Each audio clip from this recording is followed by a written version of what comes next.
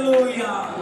అందుకే సేవకులను ఏర్పరిచాడు దేవుడు. అందుకే నిన్ను వాక్కుల చేత బలపరుస్తా ఉన్నాడు. ఏదైనా తోట వలె నీ కుటుంబం ఉన్నప్పుడు, ఏదైనా తోటలో దేవుడు ఉన్నాడు, దేవుడు మాట్లాడుచున్నాడు.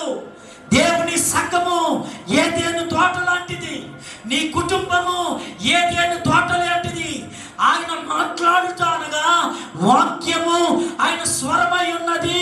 ఆయన వాక్కులను నీవు విని దాని ప్రకారంగా జీవిస్తున్నప్పుడు నీ మధ్యలోనికి శాఖలు కలిగిన ఒక నదిని పంపిస్తున్నాడు. అది ఎటువైపు ప్రయాణించినా అది నీకు క్షేమకరమే.